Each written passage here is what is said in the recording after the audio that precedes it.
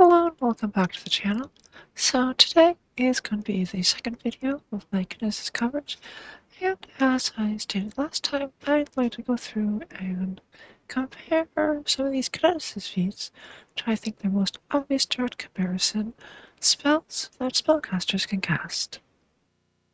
Before we get into the comparison though, I just want a quick reminder of what the overflow tag means. Overflow is a tag applied to certain elemental impulses which require your kinetic aura to be activated, and after you use an overflow impulse, your kinetic aura automatically deactivates, requiring you to rechannel it, usually via channel elements. Channel elements, of course, is a one-action activity which reactivates your kinetic gate and allows you to blast or stance for free. However, what this effectively means for our comparison is that any impulse feat with the overflow tag actually costs one more action than it says. However many actions to actually perform the feat, and then an extra action to rechannel your kinetic gate so you can continue performing the rest of your kineticist abilities. Of course, you're required to channel elements after you expend it through an overflow impulse, especially if that impulse is ending the fight. However, for our purposes, we can approximate the overflow tag as being equivalent to one extra action cost on whichever impulse feat it's attached to. And another thing I want to cover is obviously it would be unreasonable to go through every Kineticist feat and try and find a spell that corresponds with it. Not only because there are a lot of feats, but quite a few of the feats are not one-to-one with spell effects. A number of them are, and especially there are a few that just say cast this spell, but not all of them. So what I have done instead is split the options you have into 4 general categories: defense, damage, utility, and control, and find a couple examples in each of those categories to compare Kineticist feats with spells that are available. So starting off with the defense category, I think the obvious comparison is going to be Ocean's Balm versus Heal. Heal, as I'm sure we all know, is a first rank spell available to divine and primal casters that uniquely has 3 different modes of casting. For one action, you can touch someone and heal them for a d8. 2 actions, you can heal someone at a range for d8 plus 8. And for 3 actions, you can disperse a emanation of 30 feet, healing everyone inside for 1d8. Ocean's Balm is a first level water kinesis feat, which also, for one action, lets you touch someone and heal them for 1d8. You don't get the added benefits of the 2 or 3 action versions of heal, and you don't get the addition that heal has that you can damage undead creatures with your spell. However, what you do gain in exchange is a little bit of fire resistance, and if someone happens to be on fire, taking persistent fire damage, they have a chance to get rid of it. Additionally, if you want the utility of the AoE heal that heal provides, there is Torrent in the Blood available at level 6. For 2 actions and the overflow trait, you can heal everyone in a 30-foot cone for 3d8, and also give them a chance to save against poisons or diseases.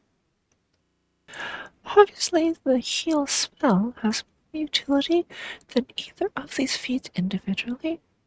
However, something of note is that the heal that you get from all 3 of these sources, Ocean's Balm, Heal, and Torrent in the Blood, are all going to be basically equivalent at every level. Heal starts at 1d8 and gives an extra 1d8 every spell rank. Ocean's Balm starts at 1d8 and gives an extra 1d8 every 2 levels, which is equivalent to a spell rank. And Torrent in the Blood starts at 3d8 and increases healing by a d8 every spell rank. Now Torrent in the Blood is going to be a little behind because Heal will be a 3rd level spell at character level 5. However, Torrent in the Blood is still quite comparable to the amount of healing that it gives you. Next up, we have Clear as Air versus Invisibility. Invisibility being a rank 2 spell which for 2 actions and a touch, you can make somebody invisible, depending on a hostile action from that character.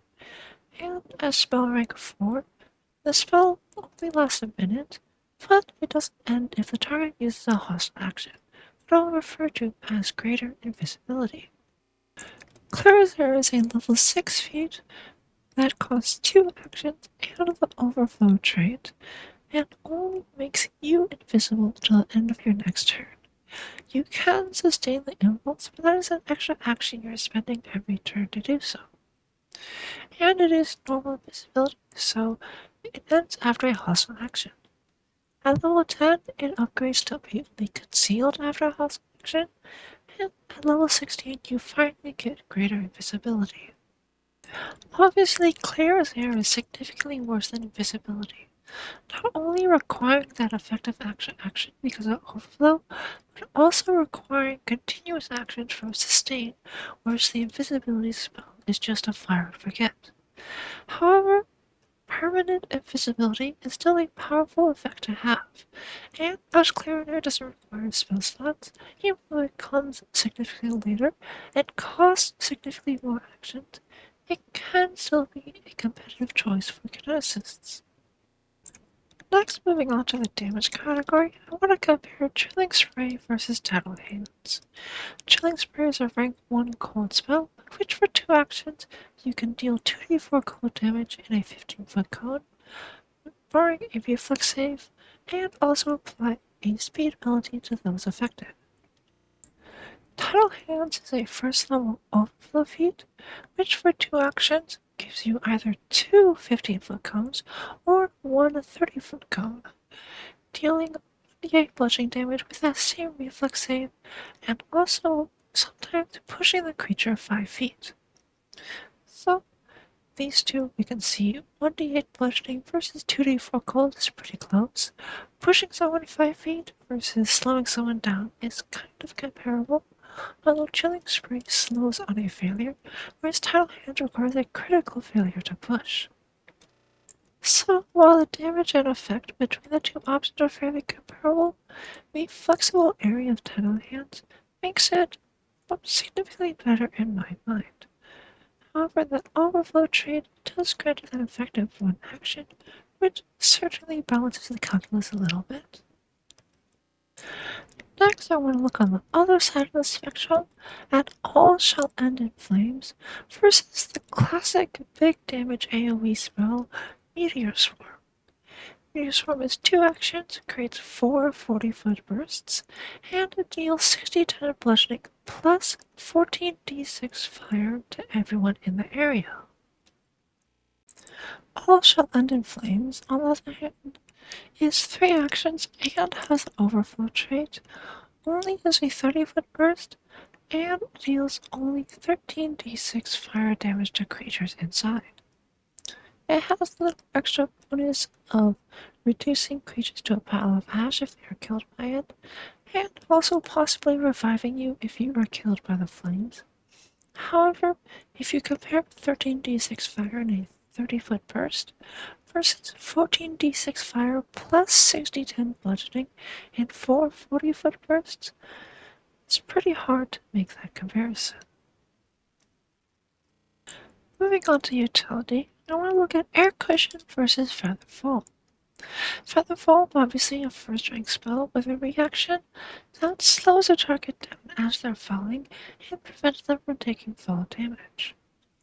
Air Cushion is a first level spell, has a reaction, and does basically the same effect. Slow a target until they hit the ground and prevent any fall damage that they may take. However, at level 8, Air Cushion, unlike Featherfall, heightens so that you can save up to 5 creatures with 1 reaction. So, unlike Featherfall, which would require you to spend multiple spell slots to save your party, after level 8, as long as you have Air Cushion available to you, you can save the entire party with just 1 reaction. Next, I want to compare Cyclonic Ascent with the Fly spell. Fly is a rank 4 spell, which for 2 actions grants a creature a fly speed of 20 feet or their land speed, whichever is greater. Cyclonic Ascent is also 2 actions, and notably does not have the overflow trait. And you gain a fly speed equal to your land speed or 30 feet, whichever is greater. Additionally, at a level 14, you can target up to 5 additional creatures with Cyclonic Ascent, unlike Fly Spell, which when heightened only extends the duration. Which means once you reach level 14, you can grant the entire party a fly speed effectively indefinitely for free. Additionally, I want to compare 2 feats that both Kineticists and Spellcasters get, which is Effortless Impulse and Effortless Concentration. These do the same thing, which is once a turn, you can sustain a spell or an impulse you have active for free. The difference is that Kineticist Effortless Impulse comes at level 12, whereas Effortless Concentration for Spellcasters comes a whole 4 levels later at level 16. While certainly not every impulse is going to be sustained, there are a number of quite useful impulses, especially in the control category that we'll get to in a second, that do require sustaining every turn. And with Effortless Impulse, that's going to be much easier to apply than Effortless Concentration can be. And finally, moving on to the control side of things, I want to look at Impenetrable Fog versus Solid Fog. Solid Fog is a rank 4 spell which requires 3 actions and covers a 20-foot burst in multi-directional concealment and difficult terrain. Impenetrable Fog is a level 8 feat, 3 actions and overflow, but it covers a 10-foot burst, that same multi-directional concealment, and difficult terrain. However, Impenetrable Fog, unlike Solid Fog, heightens, and every 3 levels the burst can increase by a maximum of 5 feet. Additionally, Impenetrable Fog is sustained, which makes the action requirement much greater than it is for Solid Fog, requiring both that extra action to reach all your elements, as well as that action to sustain the impulse every turn. Next up is Glacial Prison versus Frost Pillar. Frost Pillar is a rank 6 spell, which costs 2 actions, has a range of 30 feet, and imprisons a creature in ice if they fail a reflex saving throw. This is sustained, so you'll have to spend actions between to maintain it, and a creature's friend can help break it out of the ice by breaking the ice pillar. However, it is pretty hardy, with a hardness 10 and 60 HP, so it'll take a little bit of time for someone to break through. Glacial Prison, on the other hand, is 2 actions and has the overflow trait, has a much longer range of 120 feet, and a success effect that the target is slowed 1, whereas Frost Pillar has no effect on a success. However, in exchange on a failure, the glacial prison that surrounds the target breaks at the end of your next turn automatically.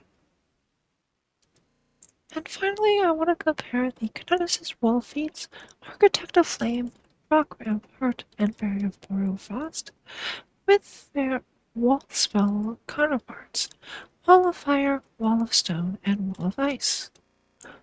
The wall spells are all of 3 actions to cast and have varying effects depending on which wall they are. Wall of Fire obviously burns anyone stepping through it. Wall of Stone is the longest wall, being up to 120 feet, and fully blocks movement across it. And Wall of Ice also blocks movement across it, and is a little easier to break, but leaves hazardous terrain after you do so. In comparison, the Wall of Fates also take 3 actions to cast, but they all have the overflow trait and require sustaining in addition to that initial casting. Additionally, they come a lot later than the wall spells do, coming at level 12, 12, and 14 compared to the wall spells, which come at rank 4, 5, and 5. In addition, each of the wall feats have a drawback in comparison to their wall spell. Architect of Flame scales more slowly, increasing its damage every 3 levels as opposed to every 1 spell rank. Rock Rampart is much shorter, being only 40 feet in comparison to Wall of Stone's 120 feet. And the Barrier of Boreal Frost can only be created as a true flat wall and not a hemisphere, unlike the actual Wall of Ice spell. However, there is one more wall feat I want to cover, which is Wooden Palisade at level 6. This is, just like the other wall feats, 3 actions, overflow, and requires sustain. However, what's special about this wall is that it is a solid wall that blocks movement and that is available to you at level 6. In comparison, the lowest level solid wall spells are level 5, things like Wall of Stone and Wall of Ice. And while 30 feet certainly isn't the longest wall in existence, it still is enough to make enemies waste multiple actions trying to get around it. And on top of that, the scaling effect of Wooden Palisade increases the maximum length of the wall by 10 feet every 2 levels, as well as the HP of each section by 10, meaning that as you grow higher and higher in level, this wall will only become more and more effective. So that's it for the brief overview of comparing Kineticist impulse feats with spells that spellcasters can cast. Overall, Kineticist feats are generally on par or a little below the effectiveness of what spellcasters can do with their spells, and generally they also take more actions, either by that overflow tag, which as we discussed effectively adds 1 action to the casting cost of any of those impulse feats, or by requiring sustain on a spell that normally does not require sustain. The one notable exception is in those utility feats, things like Air Cushion, Cyclonic Ascent, the Effortless Impulse feat, or Whisper on the Wind, which I covered last time. Each of these are all either basically identical or in some cases even better than the spells that they're trying to replicate. But other than the utility effects, Kineticists generally are trading effectiveness of their actions for the ability to use them indefinitely. While they may not reach the highest heights that a spellcaster can reach every day, they'll be able to maintain their level of consistency far longer than any spellcaster will ever be able to do. So that's all for this week's video. I've not decided what I want to do next time. Maybe I'll do some more Kineticist coverage, maybe I'll move on to something else. But we'll see when that happens, and I hope you come back to watch that video. However, most importantly, I hope you have a lovely day.